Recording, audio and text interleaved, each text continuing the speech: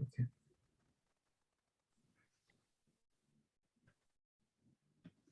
You can start sharing, Mama.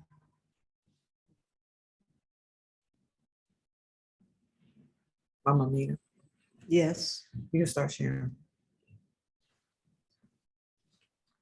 Good morning. Good morning, Woo community, and everybody who came up on this morning. I appreciate you so much, and we're going to have a beautiful, engaging time this morning on Hidden Figures from Another Angle. Just let us know what we need to fully engage. And this morning, because we're going to be doing math, but it's not like you think, but you will need paper and pencil or a pen and paper or pad, something to write on. And it doesn't have to be a whole big pad, just a sheet or two to write on. Okay? Awesome. Thank you.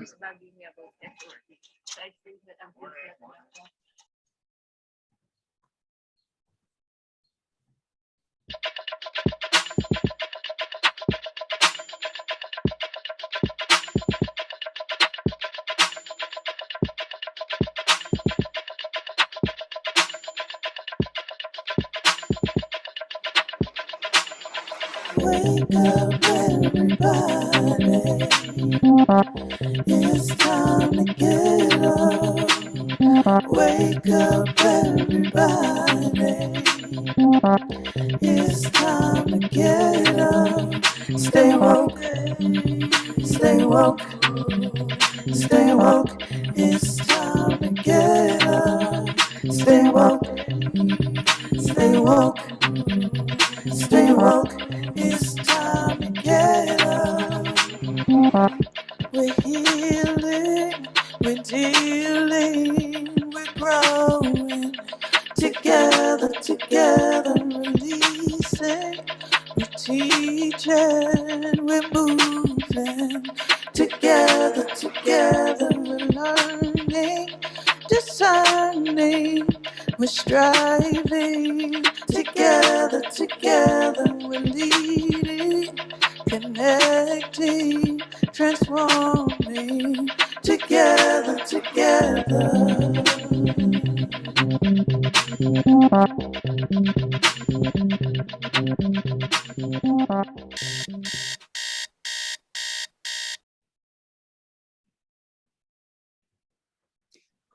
Good morning. I'm Amina, and I'm so happy to have you here. Now I lay me down to slumber. I pray the Lord I'll hit the number.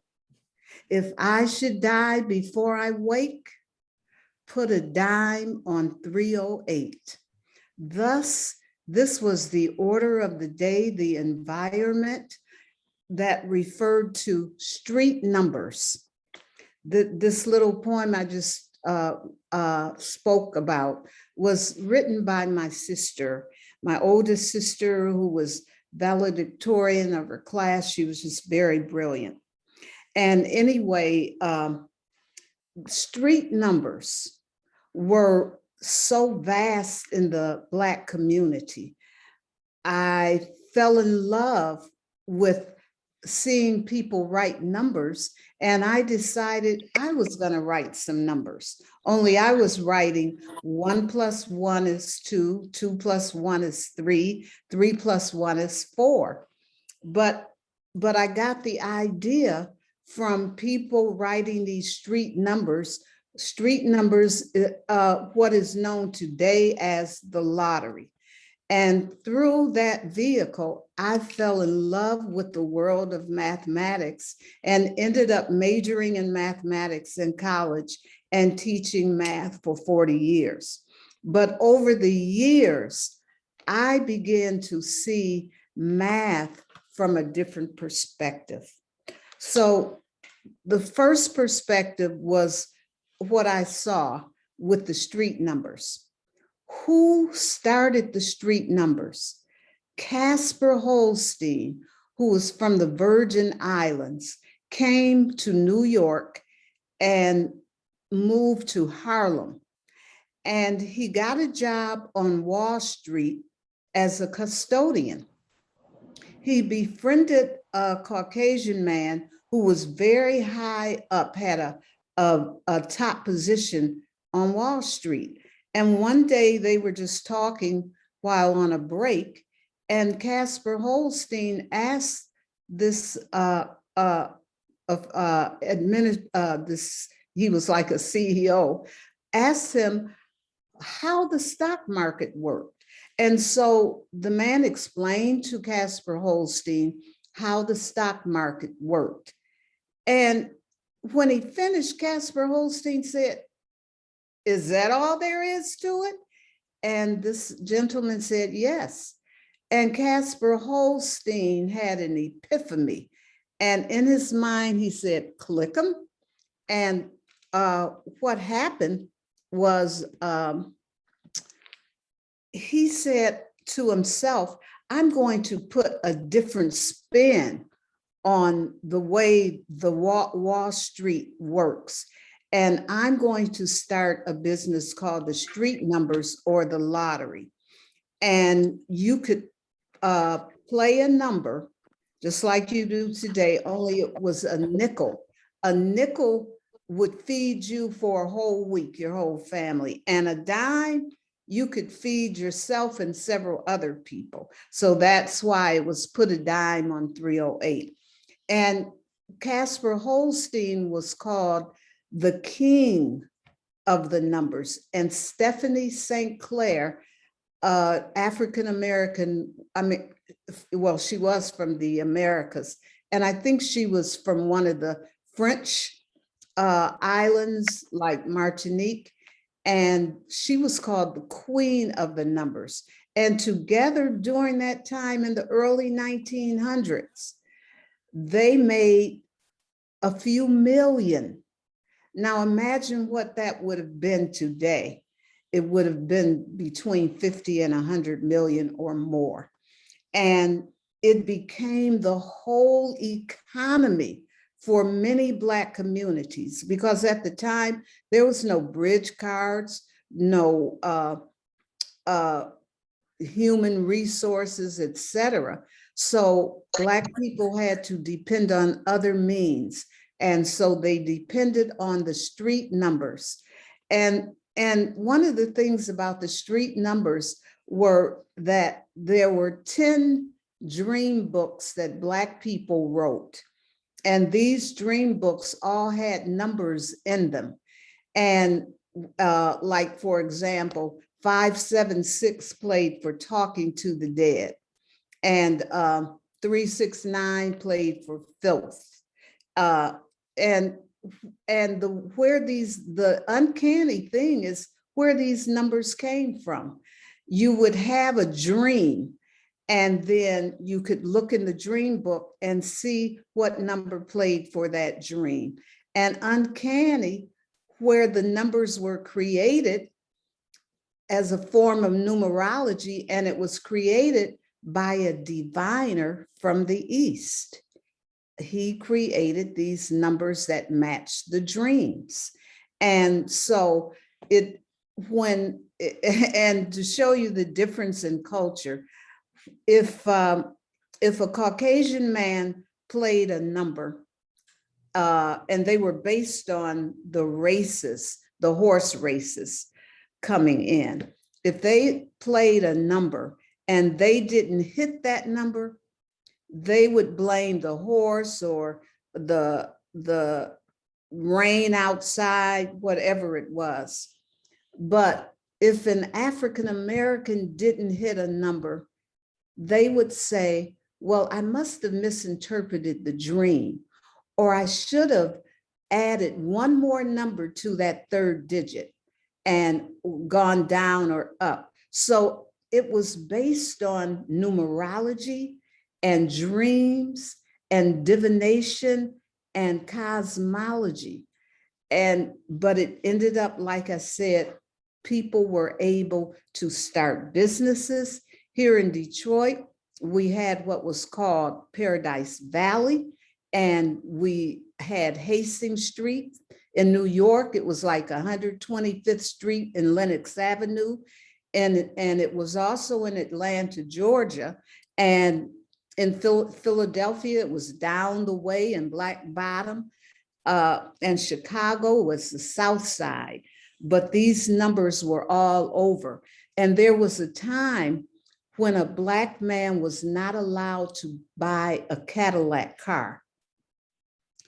And when he was able to buy a Cadillac car, the people, the regular people, that is people who weren't famous in the movies, etc., they bought their Cadillac car with the money they made from the numbers.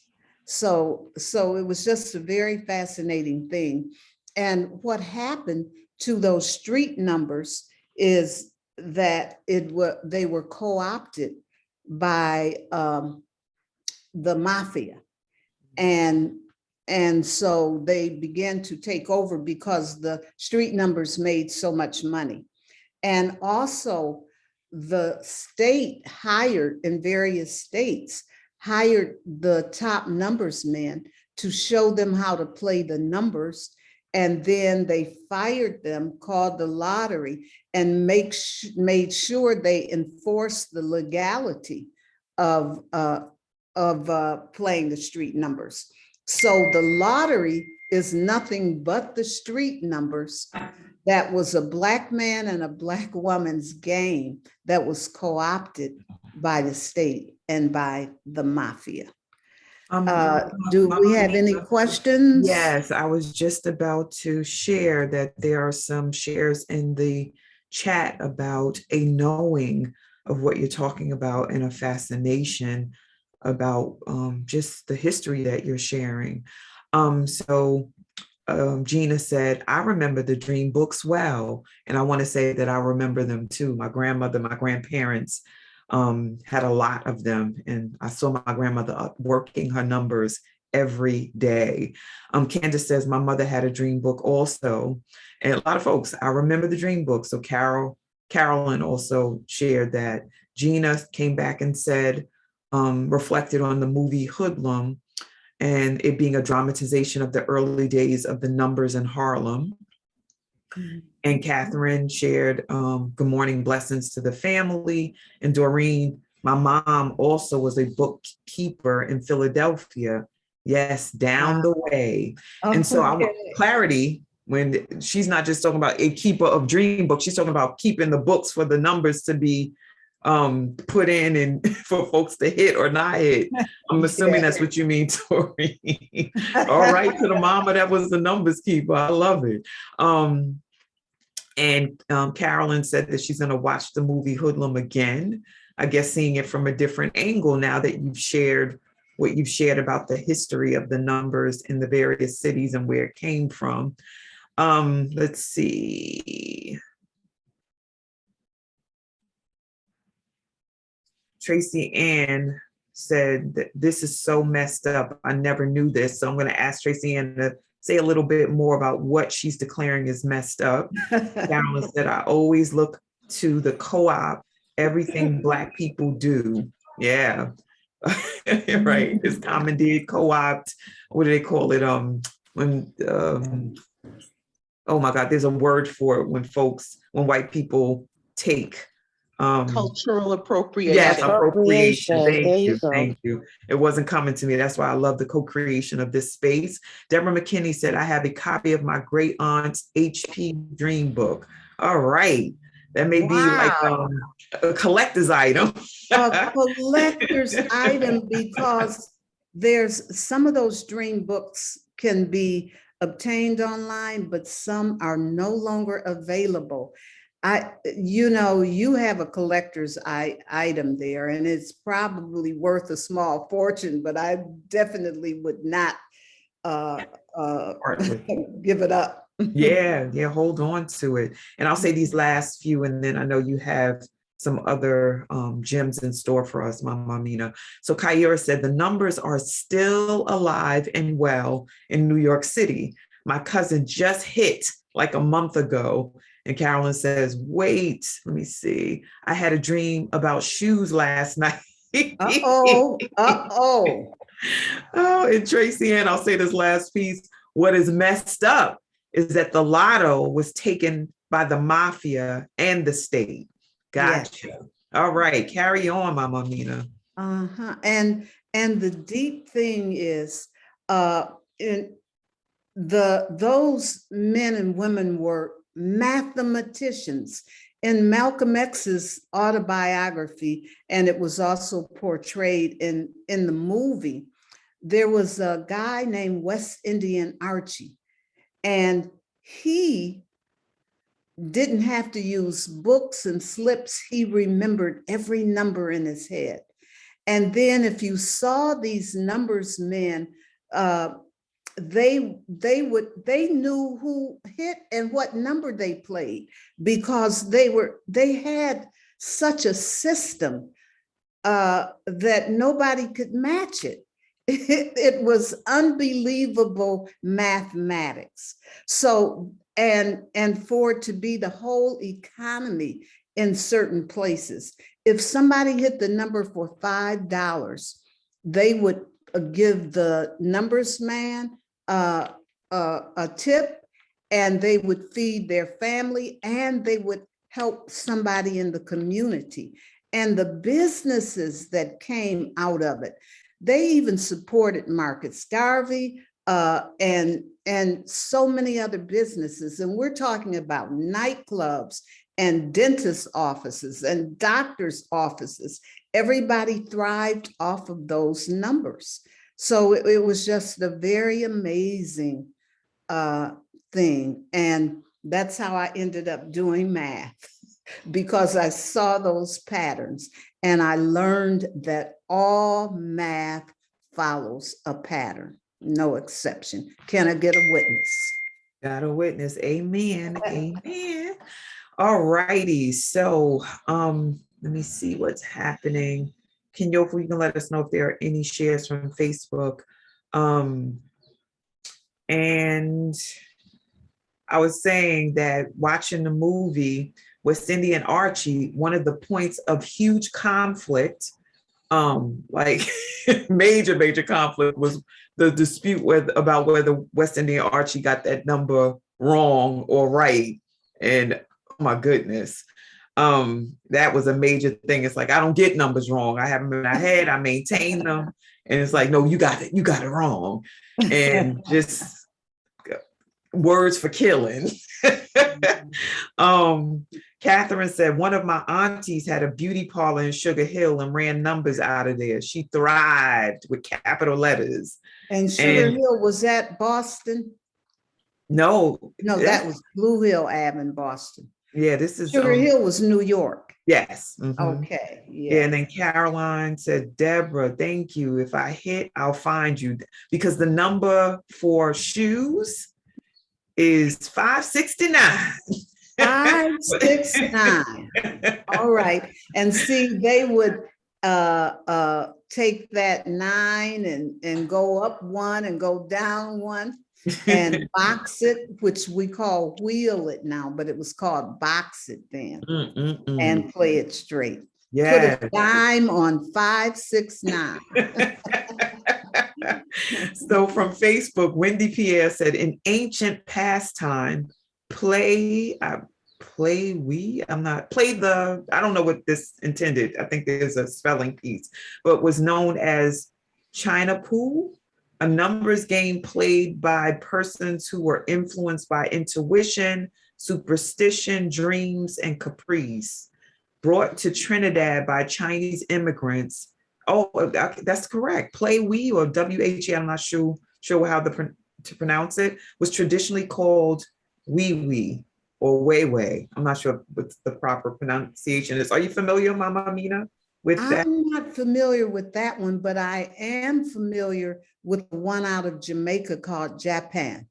Yes. And it sounds similar to the one in China. And there's a whole list of items that they applied the numbers to. They said number 1 was so-and-so, 2 was so-and-so. But Wow. that's very fascinating. And this was out of Trinidad. And you're saying the Chinese brought this one in, right? Yes, that's what Wendy Pierre shared on Facebook. And then Laura in this space said in Jamaica, we had a numbers game called Drop Hand. We shared our dreams and played the numbers based on them. And then Doreen is saying, amen. That's why my mom is so good with bingo. And Catherine said, Harlem is correct, Sugar Hill. And Doreen shared, my mom worked in the beauty shop as a hairdresser. And so I guess there was some hair being done and numbers being spun. Yes. I still focus on numbers in my dream and share them with my sister. And Carolyn said, wait, my mother used to give me $1 to the corner store to play box and straight. I got tingles, I guess she said, from listening. A lot is being said. I'll read a last couple and then you'll tell us where you want to go. Gina D said, our big numbers man was Irving. He also ran a grocery store called Irv's Worked and a game room on Malcolm X Boulevard in Bed-Stuy. This is all New York. His nephew went on to become Jay-Z, the artist. I always felt like Irv was inspiration for Jay-Z. Joyce said, my mother and grandmother used to send me to play the number. This is our shared grandmother. Let's see, straight or combination, laugh out loud. And then I had to go to when the number came out. Go back. That funny. Yes. We should just write an anthology. We can put it up today. You know what I'm saying? I love that idea. I love it. Last one, Abimbola said, while taking a statistics class in college, our professor, hold on one second, because the chat is moving. While taking a statistics class in college, our professor taught the concept of probability, using the numbers as an example. We all were able to relate to that concept. Carry on, Mama Amina. Okay, and I just want to make a comment about probability. Probability is the likelihood of an event occurring. It was a course that was created based on gambling. What happened was professors of mathematics went to casinos and they saw them doing all these different games of chance. And they said, wow, this is mathematical. So they took it back to the classroom, only they couldn't call it gambling because the students would say, catch on right away. So then they said, let's call it games of chance. And somebody said, no, the students will still know we're gambling. So they said, we'll call it probability, but probability is based on gambling. All of the problems in probability, what's the likelihood of getting a 7 or 11 on the toss of a fair pair of dice, etc. If you look in any probability book, every problem is about gambling. So I just wanted to add that. Now, and I thank everybody for that rich history.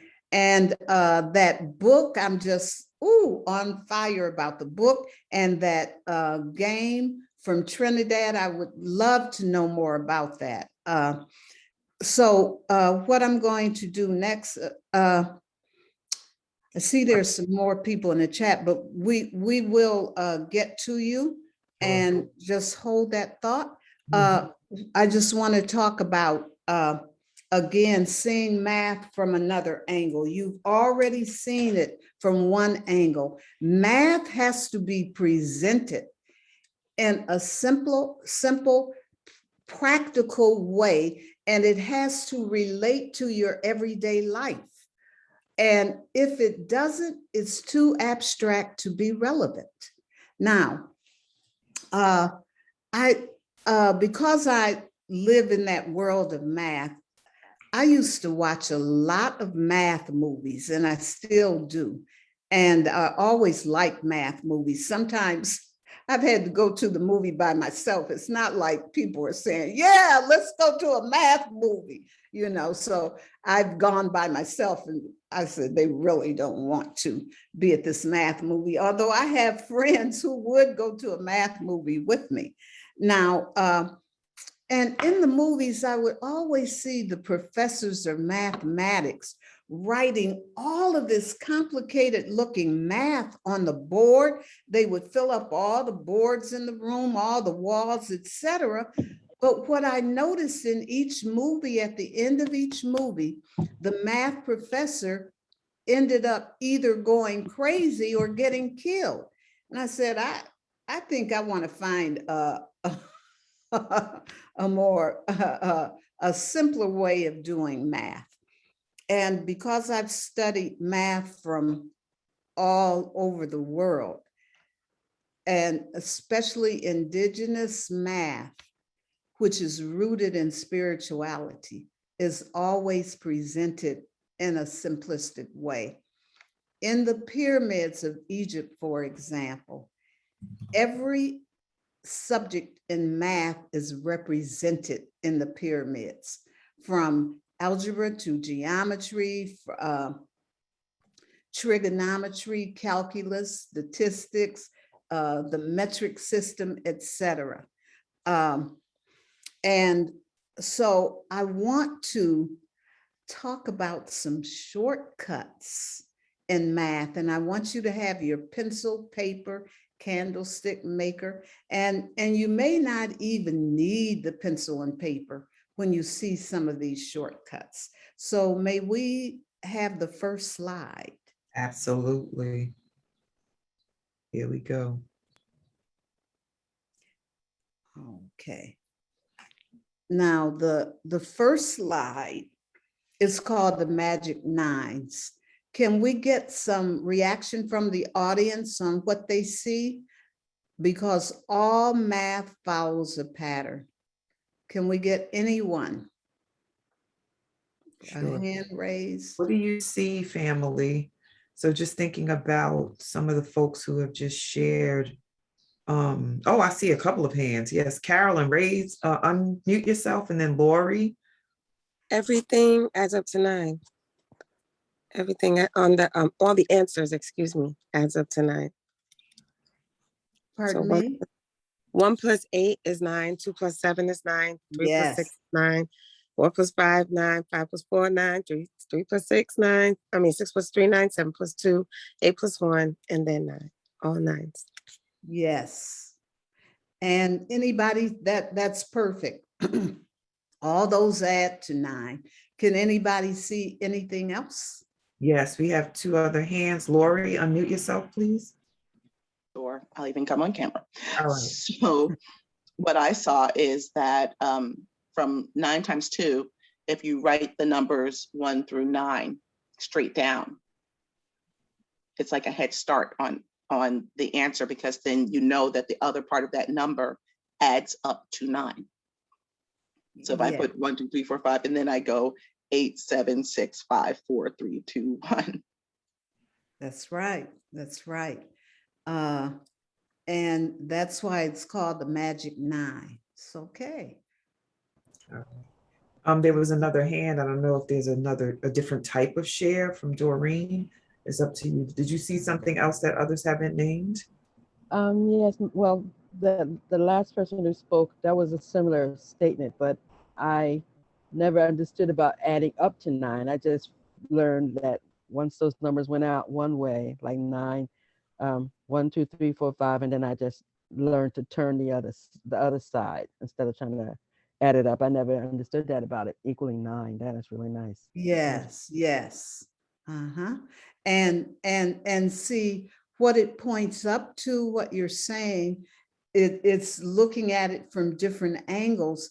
And what happens is the student can then look at it from different angles and immediately get the multiplication facts of 9. You see? So without even going through a whole lot.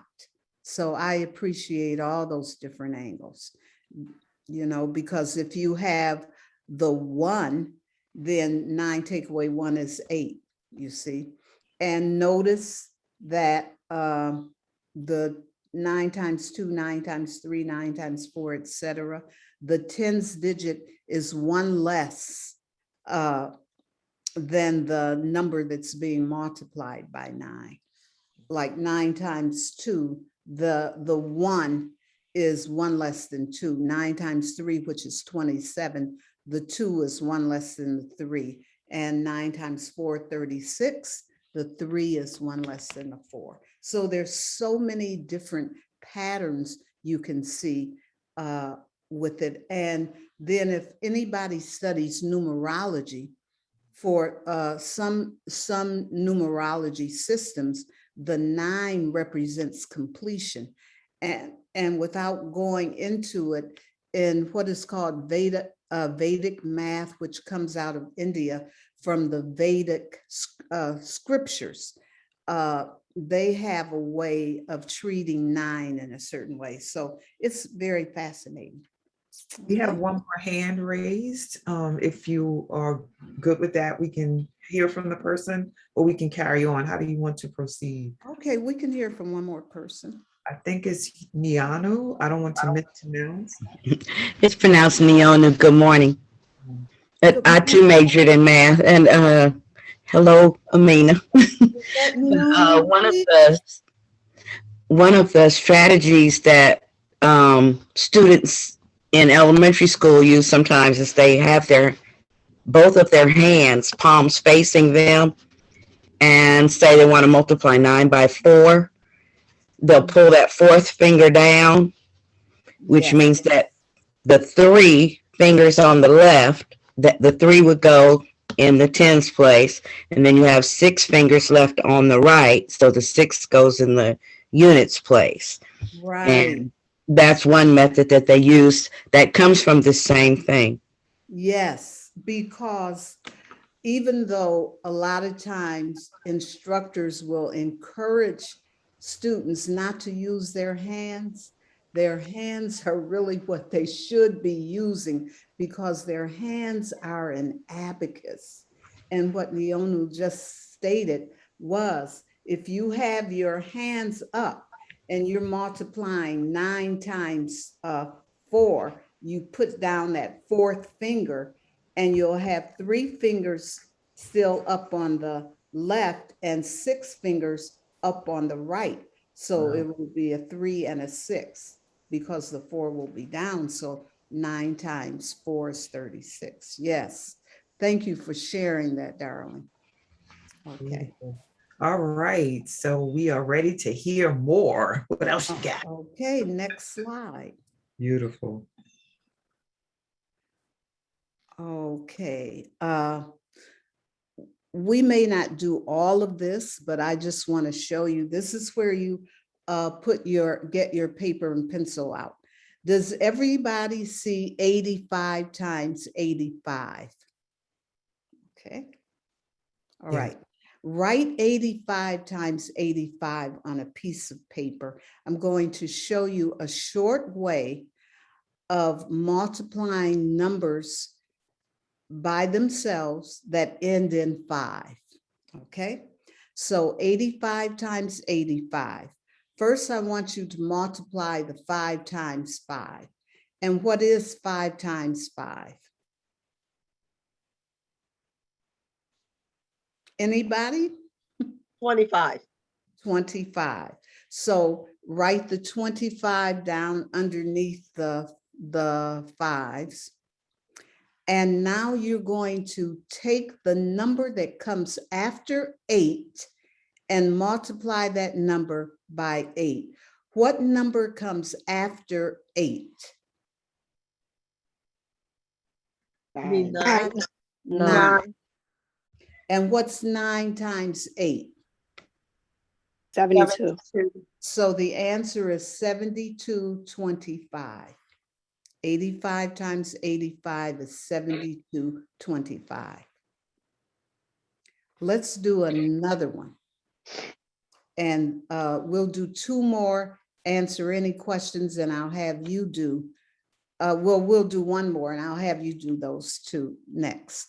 65 times 65. First multiply 5 times 5. And what do you get? 25. 25. Now take the number that comes after 6, which is what? 7. 7. And what's 7 times 6? 42. So the answer is 4225. Okay, so would you try the third one? And I'm going to give you like 30 seconds to get the answer. Not even 30, 15 seconds. Okay, answer. 9,025. No. 7225. Okay. Oh, wait a minute. What did somebody say? 7225, somebody said. 9,025. Not, okay. 1025. 1025. 1025. Not 10 comes after 9, but what's 9 times 10? 90. I think somebody said it. 90. Okay, somebody did say it. Okay, Mhm. perfect. So it's 9025, right? Yes. Yeah, right. Because 5 times 5 is 25. And the number that comes after 9 is 10. And what's 10 times 9? 90. 90. 90. So it's 9025, right? Who said that? I didn't. It was Kaira. Okay, Kair, all right. I like This that is name. fun. I wish you were my teacher. Exactly. Because I cannot stand math. This is really interesting. See, you've got to see it from another angle. And plus, we partied in my math class. And the only can tell you that we party in math. We dance, and because math is nothing to rhythm. So let's do number 4. And then we're going to go on from there. What's 25 times 25? Answer? 525. 625. Because 5 times 5 is 25. And the number that comes after 2 is 3. And 3 times 2 is 6. Okay.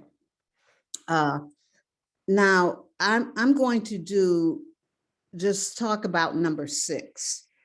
And we'll do 6. I'll talk about 6 and we'll do 7. Then we'll go on to the next slide.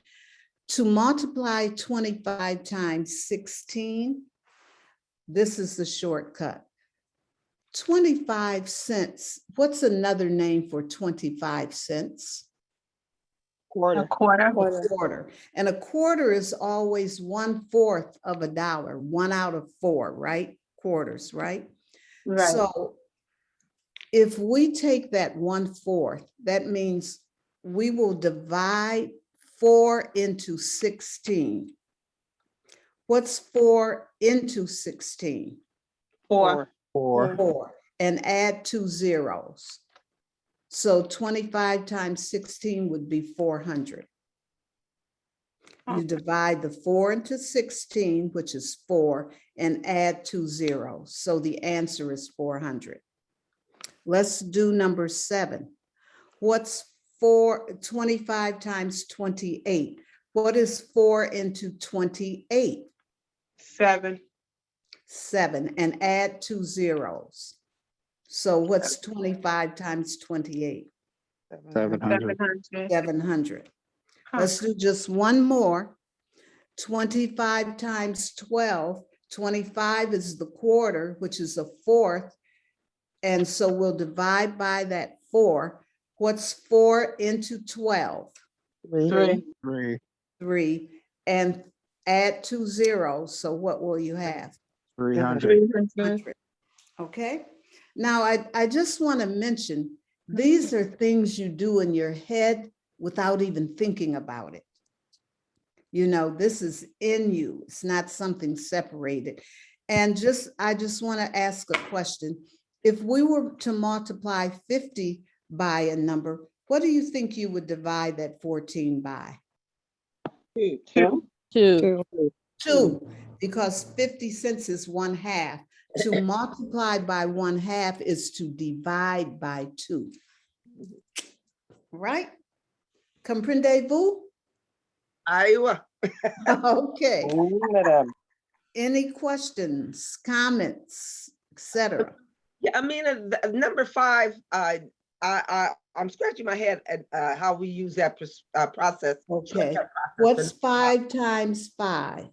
It's 25. And what number comes after 10? 11. And But so, and go ahead. 11 times 10 is just the 11 and a 0. Okay. So it'd be what? 11025. So that's 1,000. Exactly, Ma, you all that and a bag of potato chips. You have an A+ go in front of the class. Okay. Thank you, teacher. Next slide. I don't know if there were any more questions or comments about that.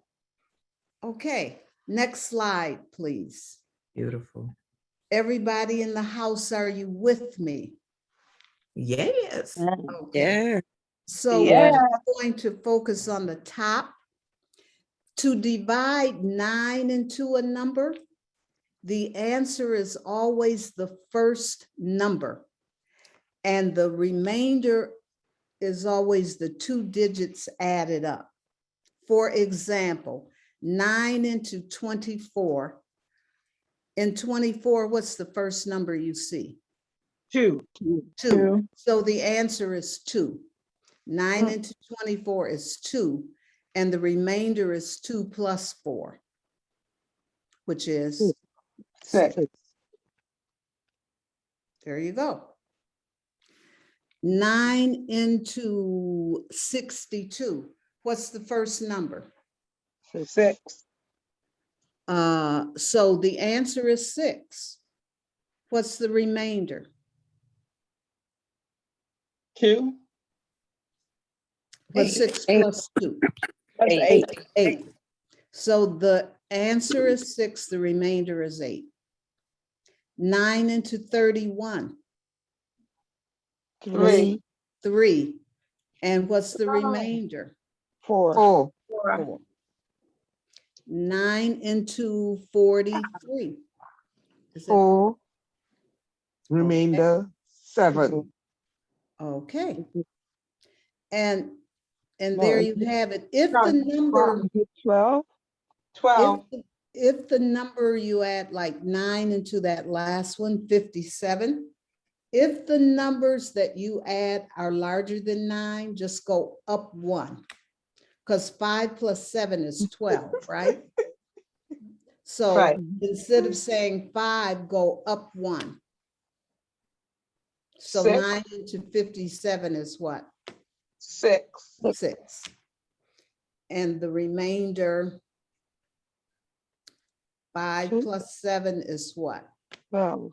It's 12. And And then- add that 1 plus 2, Right. It's 3. 3. Got See, it. math involves so much numerology. And I want to reiterate again that math is rooted in a people's spirituality, in their cosmology, in their history, etc. Okay, Can you go over that last one? next slide. There was a request to review again. So whoever Okay. asked that question, can you just be clear about what you're requesting? The 9 divided by the 57. Okay, 57 divided by 9. okay. You see the other ones were the first number, right? Right. With that pattern, if we said 9 into 57, the answer would be 5 normally, right? Right. But those 2 digits added up, 5 plus 7, is more than 9. Okay. Whenever the sum is more than 9, you must go up 1 And the first number. from the first number. Okay. So instead of 9 into 57 being 5, it will be what? 6. 6. And when you sum up the two numbers, 5 plus 7, you get what? 12. But because it involves numerology, you can't stop at 12. You have to add the 1 plus 2. Makes it 3. Right. So See, what's the because you answer? can't have a remainder over 9 in any division problem because our numerical base is 10. So if it's over 9, well, that's a whole nother thing, but it So could the answer is 6 and the remainder is 3. be correct. Ah, So then if you thank you. did if you did something like 9 divided into 75, it would be 8 with the remainder of 3 Oh, because save 75. that. Okay. Yay. Oh my God, I'm so excited. And we can have a remainder over 9 because then we would have $10 and then it would have to go to the next digit, you see? Okay, Yes. Thank you. thank you. I'm Thank you. encouraged. Okay, next slide.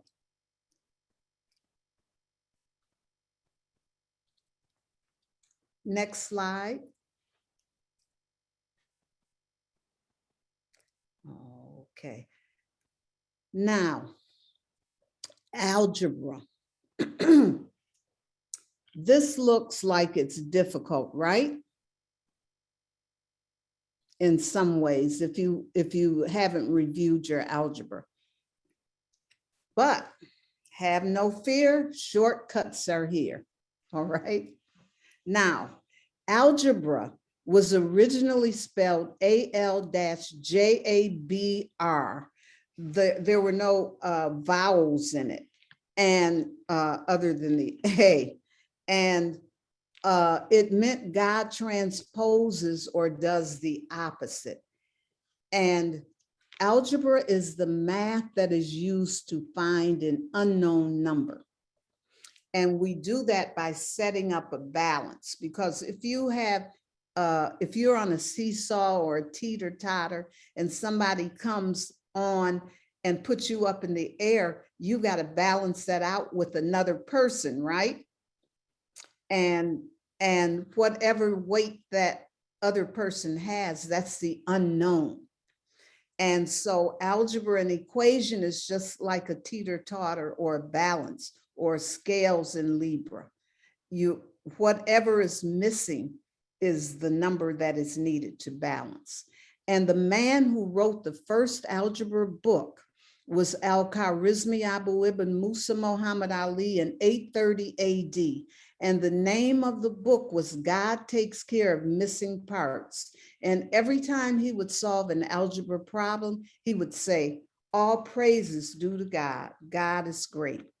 And the problems in the book were all about practical things, how much money he needed to buy his land, how much money he needed to buy his house, how much money he needed to pay his servants, what he needed for how much food had to be divided up, how much dowry he had to give his wives, how much dowry his wives had to give back to his family if anything happened, etc. They were all very practical problems. And because algebra means God transposes or do the opposite, the way you solve that equation or balance or find that missing number, if the equation says add, you subtract. If the equation says subtract, you add. If it says multiply, you divide to find the missing number. And if it says divide, you multiply to find the missing number. But I'm going to show you a shortcut. You see this equation in number 1, 6x plus 4 equals 2x plus 16. Algebra is always in alphabetical order. When it's called standard form, it is in alphabetical order.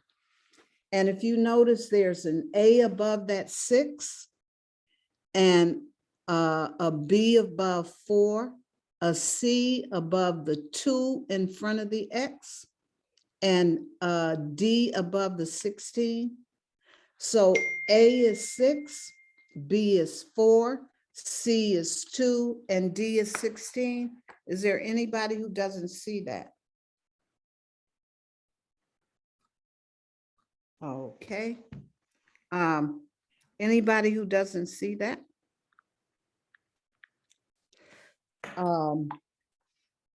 Now, all you have to do in algebra, you never have to use letters.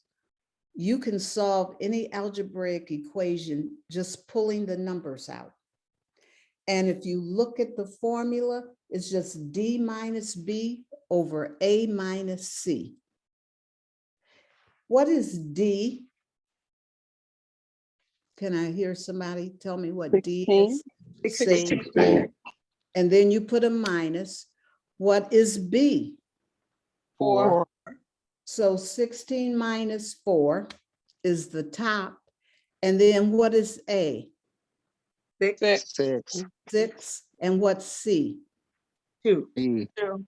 So it's 2. 16 minus 4 over 6 minus 2. Didn't use any letters. What is 16 minus 4? 12. 12. And 6 minus 2 is 4. 4. So what's 12 divided by 4? 3. 3. 3. Again, all I said was Wow. 16 minus 4, which is 12, over 6 minus 2, which is 4. You Wow. never have to use letters in an algebraic equation. Okay. All of them can be solved by you just pulling out the numbers. Period. All right. And this technique is from the Vedic scriptures from India. Their scriptures, they have like 16, what they call sutras, and they're all like commandments, you know, like thou shalt not do this, as above, so below, and they translate into mathematical formulas. So this is strictly out of a people's spirituality and cosmology, strictly out of that. Thank you, Mama Amina. Before we move forward and continue to receive all of this power and nourishment, we just want to acknowledge that it's 8 a.m. and Okay. some folks may have to transition out. There's folks who have already left. We had like 40 some odd people, and not sure of the count on Facebook. So this is a topic that folks are very hungry for. And I love that you've transformed, even in this short period of time, people's relationships with math. So just thanking everyone who has been here and has to leave. If you can stay, please stay. There's more that we are going to do. We're in this space up until 8:30 at least. So stay on, keep growing, keep operating from your brilliance. But if you do have to leave, we thank you for being here, and we're going to drop the contact information for Mama Amina into the chat so you can be in touch. And we encourage you to come back through and continue. If you're a guest today, based on Mama Amina's invitation, or someone else is in this space, please do return. Like the Wake Up Everybody community is a community where we're committed to educating ourselves, transforming and ascending, and you can be a part of that ascension and expansion. So come on back, come back through. So Kenyofa, if you can drop the information in for continued contact. And she already did. And then also you can give a love offering if you have to leave, just in honor of this session and what you've learned today. And we're going to carry on. So thank you, thank you, thank you, everyone. Mama Amina, please do continue. Okay. And so that's just an algebraic shortcut. And I want to say, this is the longest equation you can have in math, in algebra. It's not the shortest, it's the longest. Once you simplify the equation, it can't be longer than this. All equations reduce down to one formula. Okay? So now I want to go on to the next phase, which is the last part of what I want to talk about. Did someone have a question? No? I don't Okay. think so. Okay, thought I saw a chat. Okay, so now the last part of what I want to talk about is the connection math has to our prosperity. We've already seen the mathematicians who were part of the street numbers that later turned to the lottery.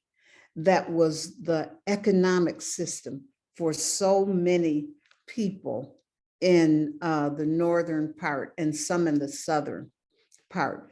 The people, many of the places in the South whose focus was not so much the street numbers. Dr. Asa Hilliard, the historian, said the wealthy Black men never left the South.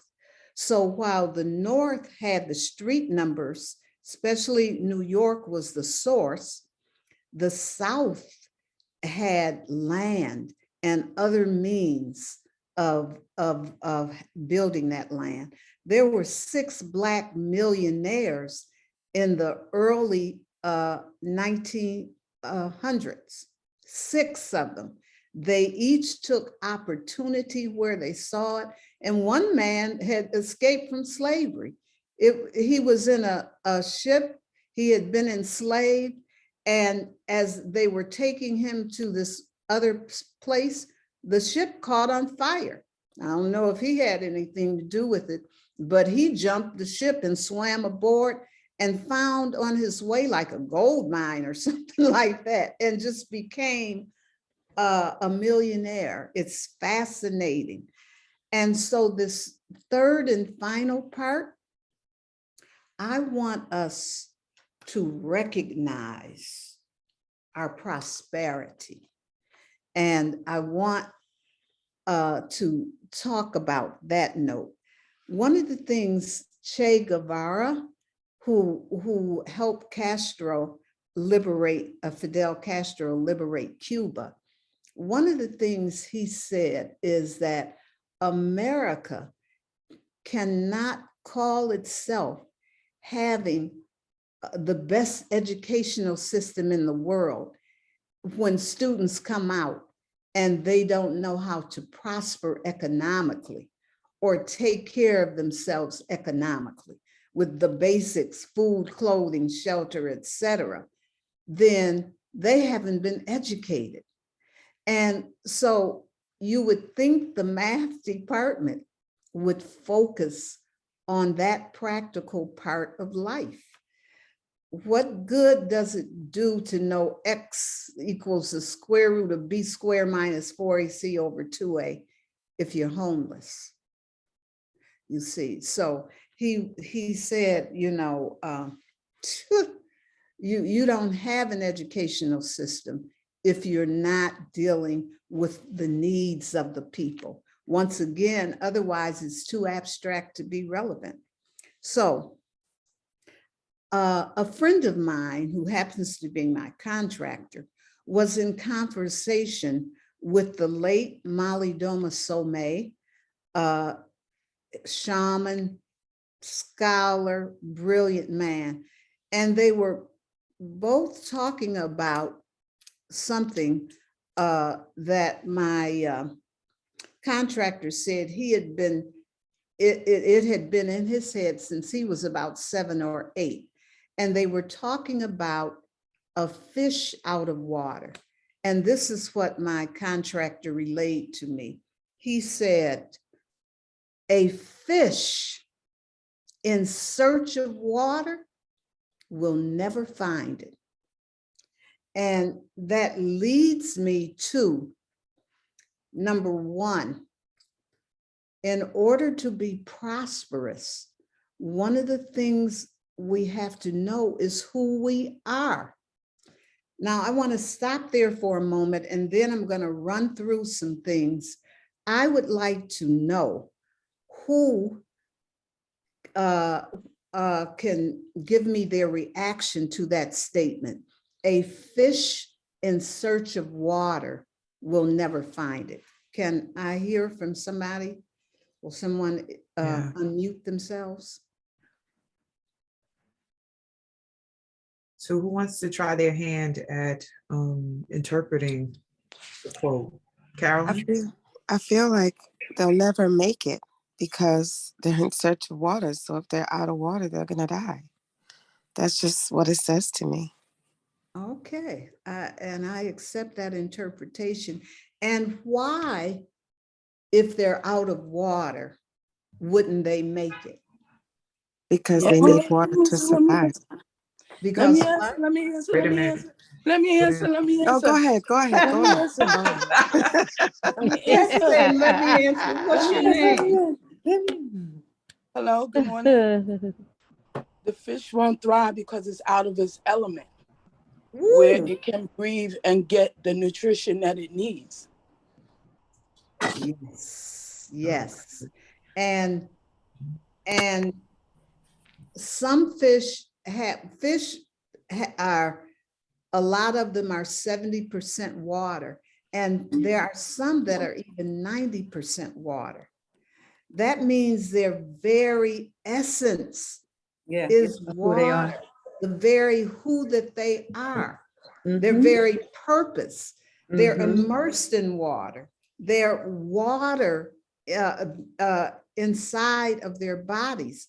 So their purpose is to be a part of that water and keep the ecosystem going. Does anybody else want to add to that before I say anything else?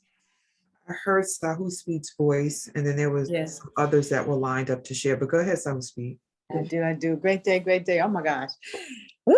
Yes, the fish out of water. Yeah, it's like they've been stripped of their culture, of the very essence of who they are. It's just like this educational system. They don't want to teach you. Yeah, because it's just so deep. Thank you so much. So they've been stripped out of. They've been taken from their homeland.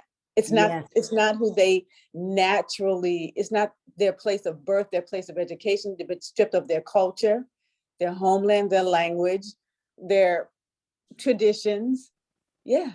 Yeah. So it's like they have to rebuild themselves from their. You're kind of lost for a bit until you rebuild yourself somehow, some way. Right. Anyone else before we go on? Anyone They're else? looking for who they already are. Yeah. Wendy, say that again so it's clear, please. Oh, I said they're looking for for what they already are. Yes. Yes. And so anybody else before I go on? Yeah, I put in the chat, the fish, your first question was why is the fish just searching for water and can't find it? It's because the water is all around the fish. He's a part of the fish. He can't see it because he's immersed in it. Yes, yes, because it is you, the fish, yes. So, so basically what that speaks to, even though my contractor described it so eloquently, I can't do it like he did, but what that speaks to is that in order to know your purpose, you can't look outside of yourself. You were born already. You came here from the spirit world and you signed a contract and you agreed that you would come here with your gift and your purpose and live that purpose. And we're here for the purpose of healing. And whatever our gift is, we use that to help heal the earth. And one of the most painful things in life is to come here and not deliver that gift. So a fish in search of water will never find it. So we have to know our purpose is our gift, what we do every day. Our deepest pain is one side of our hand, and our biggest gift is on the other side. So, and there's several ways if we don't know our purpose There's several ways of finding it. So I wanted to say that. So we have to know our cosmology, because that defines for us who we are and how life is to be lived. And it defines our purpose. We have to know our history, and we have to honor our ancestors because we stand on their shoulders, and we have to do rituals for our prosperity, because once again, ritual is the medicine for healing, helping to heal our psyches, and for getting us in a faster pace to the goals that we are trying to reach in terms of our purpose or gift in life. Now, and there are things that some basic things that we have to know. One of the things I wanted to mention, and then I think there's one more slide, is in indigenous cultures, people did not pay interest. They didn't believe in it. They didn't believe in insurance, and they still don't in indigenous cultures. In Exodus, there's a section in the Bible, which is the Old Testament, or called the Hebrew Bible.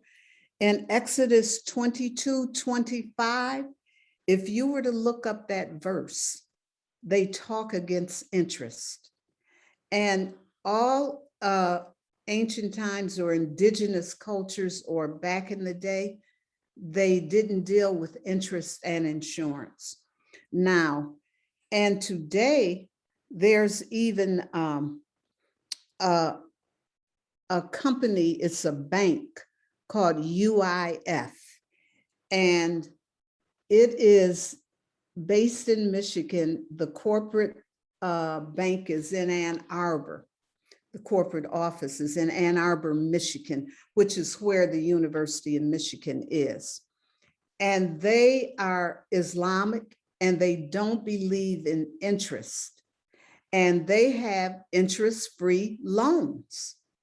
So there are still people who practice what's in the Bible, what's in the Quran, what's in the Torah, what's etc., because they know interest will keep you broke.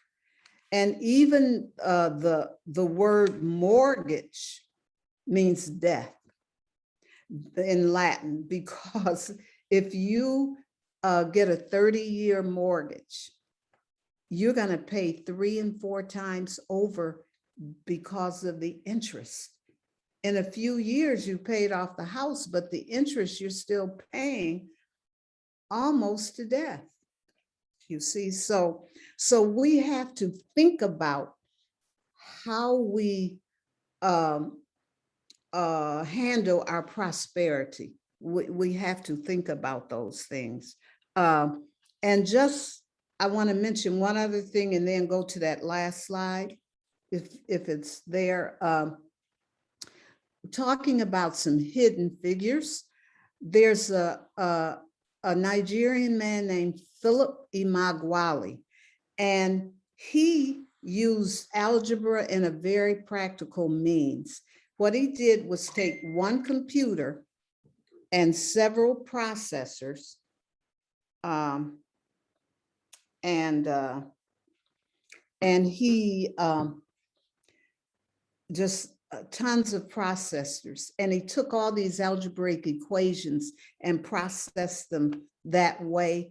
And what he was able to do with those equations is detect oil in places that had not been detected. And he did that for the US and made the US so much money. He got the Nobel Prize for computers. I forget the name of that prize.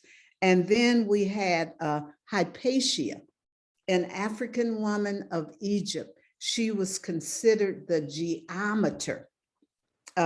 She knew the math so well. Her father had taught her all this math. She dressed beautifully. She taught all her students math, and she practiced her cosmology. She practiced divination, indigenous Kemetic spirituality, and she knew who she was. So I just want to mention that. And let me see. Now, I want to get to the last slide if it's there. If it's not, I'll just mention it. It's not there unless we Okay. talk about the special offer. There's no other slide for the session itself. So you Okay. can share it verbally. Okay, so what I wanted to talk about was what is called the susu. And the susu was out of Africa, but the many people in the island call it a practice of susu. And the one I wanted to show you is just a matter of putting together a small amount of money at a time, or large for that matter. And then you can save it individually for yourself, and or you can have a group come together. In Ghana, it was called the Plan. And this, we called it the Ujamaa Project. And a group of us did it for a year, and it's still going.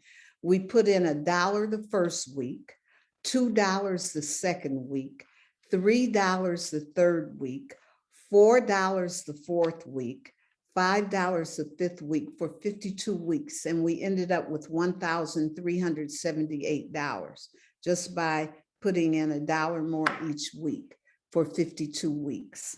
And that is a way of saving money. And you could put in 50 cents or $1 with a group of people and have it run 10 weeks, and then take that money and give it to that one person and then go to the next. But it is a way of building wealth. And the very last thing I want to say is we cannot live above our means or at. We must live below. We must have 5 streams of income. And that Wu had a presentation on indigo. And I had such an epiphany, because what that presentation pointed out is just how wealthy we really are. But we have been taught that we are poor and begging and hungry and all of that. That's what we've been taught. But if we learn who we are and not be a fish in search of water, we will gain our prosperity back. Ashe. Ashe. Beautiful, Mama Amina. Wow. Just nourishment for a lifetime. So let's go back and just hear some of the things that were shared. Just about the fish, what you just shared. Jim on Facebook said, why is he searching while he is in the water? And the same can be asked of all of us, as you declared. Gina D said, this is the best math class ever.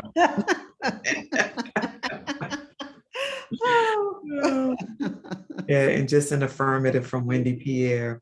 Water is part of them. They're looking for who they already are. And then Laura represents us as a people who don't have a home of our own. And let's see, I'm trying to think. There's a lot of responses to the fish. I love, love, love Woo. You never know what you're going to get. Forrest Gump voice. You never know what you're going to get. Oh, gosh. Just all of this amazingness. And I'm not sure what this was in response to, because so much was said, but Aaliyah said, in certain religions, it's forbidden. So you remember what that was connected to, Mama? The interest and insurance Got that. is forbidden in all religions, all of them. I did the research. Go to Exodus, it's 22:25 in the All Bible. right. And All that right. covers, the Hebrews as well as, the Christians. And the UIF Bank, go to the Torah, Sharia law. They don't believe in it. Got They that. don't even believe in insurance because they said, one, it's God has, or the ancestors want you to go through some things, and that insurance only blocks what you need to go through. And also, man can't insure a doggone thing. Okay. That's what. But I'm not saying, there are people who make their living off of insurance, and there are laws put in place where we must have insurance. Right. And so I'm not saying just quit your job and drive around without insurance. That's not what I'm saying. I'm just saying, look at it from another angle. And so before we just spend money, let's do our research about things and try to find other ways.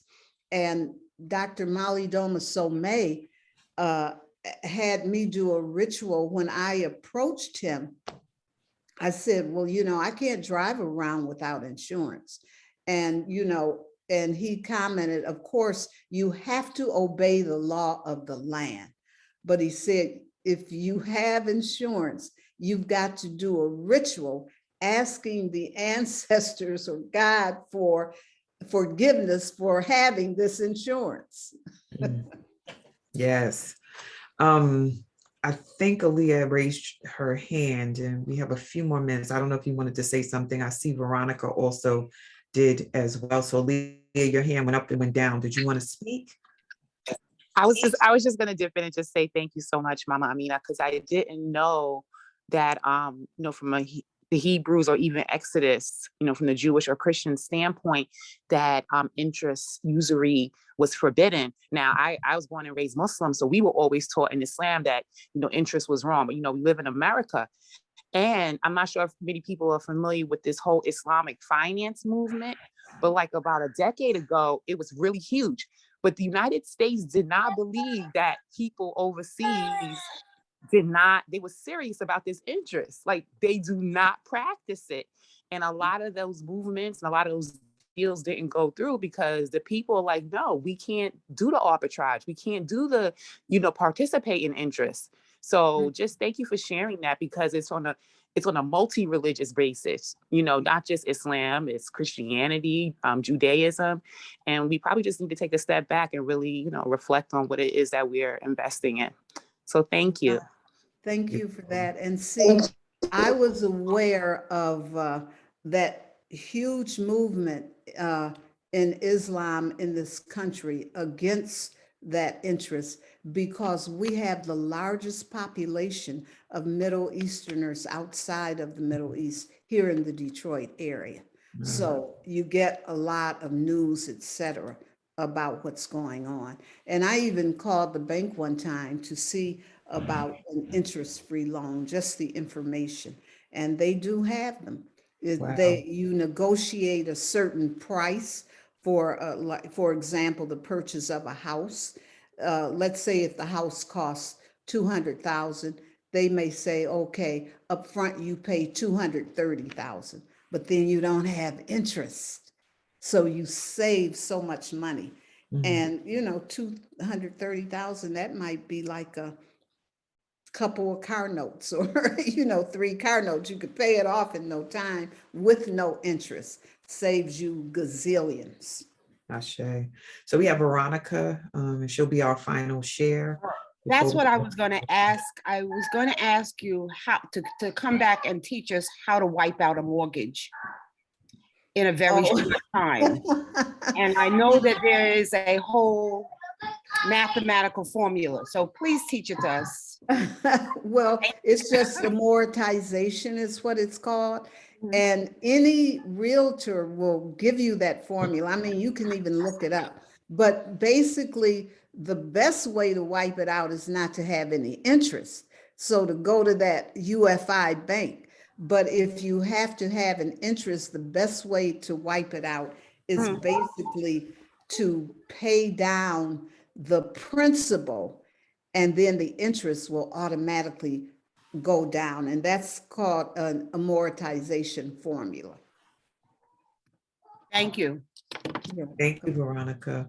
All right, so hold on one second. I want to read some of the pieces.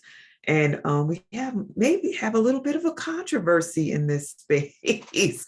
So let's on Facebook, my beloved sister Serena shared that in the apostolic, aka Christianity doctrine, we do believe in insurance. Exodus is the Old Testament, so we can have a debate, conversation about that. See what's up.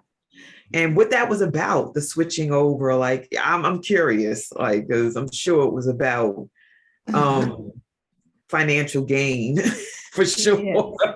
Switching the rules for financial gain for a certain group and not for others. But that's just my speculation. I have no proof. Catherine said, this brings up for me this judgment, criticism that has been happening around people who do GoFundMe campaigns when a loved one passes away. I believe, hold on, that this is a practice around community coming together in some respect. So, Mom, I don't know if you're clear about what the share was. I think she's addressing insurance versus GoFundMe. Yeah. And once again, insurance is an option. Sometimes you have to have it. I'm not telling anybody what to do about insurance or interest. I'm just saying, look at it in another way. You may have to have that insurance for that loved one. It might be much less stressful than a GoFundMe. And what I'm saying is, if you have that insurance, you have to do a ritual to ask for forgiveness for having that insurance, or because what you're doing is taking away the blocks. It's just like, take a child. If you put if a child is learning to walk and you put everything in the way so the child won't fall, when will the child learn to walk? And that's the concept with the insurance. It puts up blocks for things that the spirit world wants you to go through. And as far as what is happening now with, yes, that you'll have Christians and, many people believing in insurance and as well as interest. That's up to them. I have some insurance myself. All I'm saying is, back in the day, indigenous cultures still don't believe in insurance and interest. And and the Old Testament, which was the Hebrew Testament, was out of Africa in indigenous culture.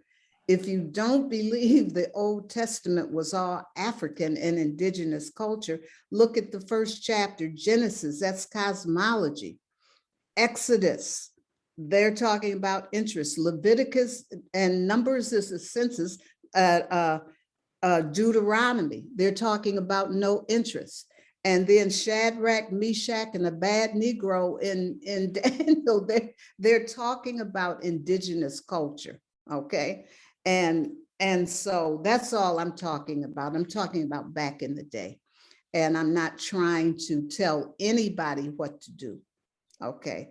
I'm just saying, let's see things from another angle so that we can maintain as much of our prosperity as we can. That's all. It may not even be in insurance that you maintain that prosperity. Could be in something else. So I definitely accept what she's saying. Mhm. So I want to close out with a testimony of my own.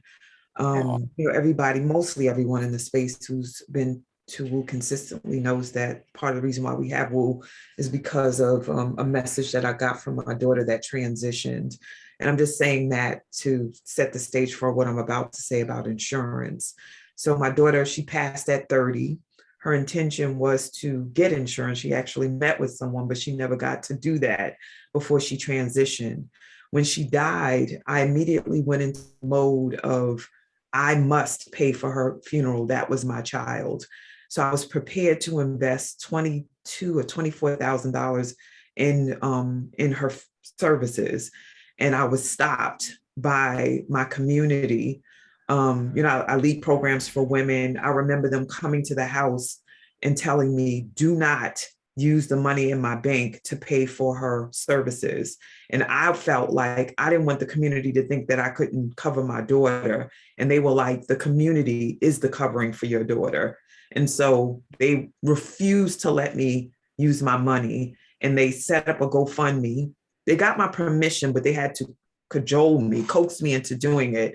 And then I got it, that she grew up in the village and she was a village child, not just my child. And people wanted to pour into her in that way. And so, and then also cover her family, because, she left the 2 babies and her mate behind. And she had 2 businesses. So there was an impact financially. So I got so present to how covered I was, and she was, and we were, and we are as a community, because I stepped back and let ego take a back seat and let the community cover. And I will say this, they set up the GoFundMe at like 11 o'clock at night. It was launched. By the next day, when we got to the funeral home, we had $14,000, and it just kept mounting. Wow. And I will say that what you have shared, if we trust and believe, is a testament to what community is built for, what the village can do. All of this stuff that we have in place now is new and is not necessarily connected to who we are as a melanated people. Yeah. So I just wanted to share that with the community and just thank you from the bottom of my heart for all that you have shared and all you will share, because I know you're coming back. And I thank you for that. That is so beautiful. That's so beautiful. All righty. So family, we're going to prepare to close out. And we have another gift from Mama Amina. We have a special offer. I'm just going to encourage the family, if you are able, to stay until the end, especially those who, this is not the end, especially those who are new to the space that came on the strength of your relationship with Mama Amina or maybe some other WU community member. So the special offer, 1 free copy of her book, Math is Nothing But Rhythm, by our beloved Mama Amina, aka Linda Johnson. And she is holding it up for you to see, so you can look on the side. If you have the listing of participants open, where you can see the visual. So Math is Nothing But Rhythm. And how you manifest this book is by emailing her. I'm sorry, that's not correct. She picked the number 25, and we have enough folks. I don't know if Kenyofu, you can assist with counting to see who's the number 25 in the space. And then whoever number 25 is will receive the book if you email Mama Amina. What happened last time is that there were 2 winners and only 1 redeemed their winnings. And one of the things that, just thinking about manifestation and abundance and hitting the number, so we're picking a number. So you have the opportunity to hit the number in this space if you're number 25, right? And to not go back and collect your winnings just doesn't work, right? So just supporting us and being able to claim our power and abundance by just saying yes and taking the next action. And in this case, Theodora Cross is the winner, but we will only move forward with Theodora getting the book if Theodora says yes and then emails Mama Amina. And we're going to ask that you do that immediately so that you can claim your prize. Yes. Theodora says yes. All right, Theodora, thank you. All right, I love it. We love it. Claim your prize. I have claimed prizes. was I won a prize, Brandon, time with Brandon, and he was so, it was Uh-oh, we can't hear you. Theodora, you're going in and out. So I'm going to share what I think you said, because Theodora, you were going in and out. I don't know, there's something with your connection. So I think she says she's claimed many prizes that she's won. And one in particular that she pointed out was with Brother Brandon, who Mama Amina is our resident numerologist. So it's tied into, it's a bridge to what you've shared. And she said, I think she said she had a phenomenal experience with Brother Brandon. He's awesome. He's dope. Like, I've had a reading with him. Many people have. And so we thank you for the relationship with math in a different way that amplifies his relationship with the numbers, because it's all connected for sure. And you keep mentioning the spiritual, and we have him and others that actually create the space for us to know ourselves better through numbers. All righty. So anything you want to say about the book before we move forward? Math is nothing but rhythm.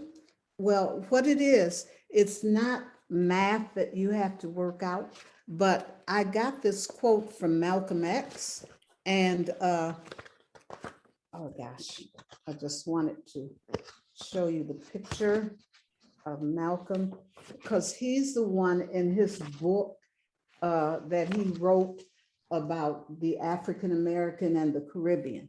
And in the book, he says math is nothing but rhythm. And he describes how African Americans have this rhythm. And what I did was take these dance positions, and I wasn't high or anything at the time, but they looked like math formulas to me, you see. So that's what the book is about. Like, the woman is in a slope form. So I said, that's the slope formula. And I had did you knows in here. And I talk about John Coltrane and how he used math in such a way. That's how he, to promote healing. And his really famous one of his songs that was really famous, Love Supreme, he used the circle of fifths. It's what the musicians use, and he did a variation on it with a combination of Indian music. And he said that he can play any music now, and if you need to be healed spiritually or psychologically or emotionally or in terms of prosperity, he could do it because of the rhythm and the math that's involved in there. And so I've got these dancers. It's a whole story behind the book, but these dancers are a rendition. They were drawn for me. They're charcoal drawings by a photorealist artist, one of my daughter's friends. And the dancers are a rendition of the Alvin Ailey signature piece, Revelations. And because I couldn't use their photos, because I called them, this was years ago, and asked them who was the artist with these beautiful photos. They didn't know. And they gave me who they thought might be. I called him, he didn't know. He said, I don't know if I did it or not. So I couldn't use their pictures, which were just stunning. So I had a rendition done in black and white. Beautiful. So it's it captures especially those people who are interested in dance, and it captures all the math formulas. Beautiful. Thank you. So Theodora, I'm envious of the fact that you'll have that beautiful book, and thank you for saying yes. So here's the contact information. We dropped it in just to show it visually, just in case folks want to screenshot it. Here it is. Please do reach out if you want to hire her as a tutor, because I know she does that work. Create the space for her to be present and share this phenomenal presentation with maybe your students at your school or a group you're involved in. We all, or a wealth building community, like we all need to understand money and numbers and all of this from this perspective. So different angle, hidden figures that we didn't even know were there. So love offering. once again, Mama Amina has been so phenomenal. And she's also been generous enough to say that she'll give over the manifestations today to the Woo space for our continued growth and development. And we ask that you use Zelle or QuickPay at soulleadershipdevelopment@gmail.com or Cash App $ Spirit of a Woman, and the code, so we know what session you are giving toward, is #550LAJ. And I just want to encourage you, if you have not given in a while, if you haven't ever given, this is an opportunity to stretch in this way and allow the flow of abundance to move through you and to us and back to you again, because there's reciprocity here. So please do give, use this option, Zelle, QuickPay, or Cash App with the code 550LAJ. Thank you, family, in advance. Then tomorrow, I'm sorry, Sunday, not tomorrow. We're off on Fridays and Saturdays. Join us for our powerful brother, Berwick Madi Davenport, whose message will be living as part of the solution. And look at his face. He looks like he knows something we need to know. So come on through, family. Come on through and check it out. Madi is a powerful brother. You don't want to miss him. And then it is our second birthday. The Wake Up Everybody virtual community will be turning 2 on March 29, 2022. We have a celebration in store. We're going to be sharing our stories. We're going to be experiencing them reenacted by the Big Apple Playback Theater Troupe, and looking forward to hosting that. So happy about our second anniversary, looking forward to music and different presentations and an opportunity for us to explore what we have done and what we have created or co-created as a collective body of powerhouse people. So join us. Please do register. Our topic, our focus is we chose, we are choosing, we are chosen, powerful people. And we're going to talk about that next Tuesday and celebrate all week long. See you there. And if you're new, please come and party with us. And for those of you who are here for the first time, we are the Woo Nation. That's one of our nicknames, Woo Tribe. And we just look forward to growing all the time. So if you're new today and you're coming for the first time, don't hit it and quit it. Please, we invite you to keep coming, keep staying, keep learning, to keep growing. Today was phenomenal. And this is just one example of what this community generates. And our mantra, motto, slogan is a community where we come to learn, elevate, and ascend. I definitely ascended today by hearing this topic. Our schedule is Sunday, Tuesday, Thursday from 7 to 8:30 a.m. And then Monday and Wednesday, 7 a.m. to 7:30. We have like an appetizer before you start the day. And then we're take a pause on Fridays and Saturdays so you can let it marinate and then join us back in on Sunday for a next round and next week of Woo. So please do join us. And if you want to receive alerts, reminders, because it's early in the morning, text to 74121, capital in all caps, Woo Nation, and you'll receive morning texts to remind you to come into this space. Woo swag. If you want to receive some Woo-licious awesomeness, Woo swag is available to you. And please do, if you have Woo swag already, wear it on Tuesday when we have the celebration so that we can all be uniform and aligned and just amplify our power as a collective body of powerhouse people. Use bit.ly/Woo swag to order your Woo swag. Check it out and order today.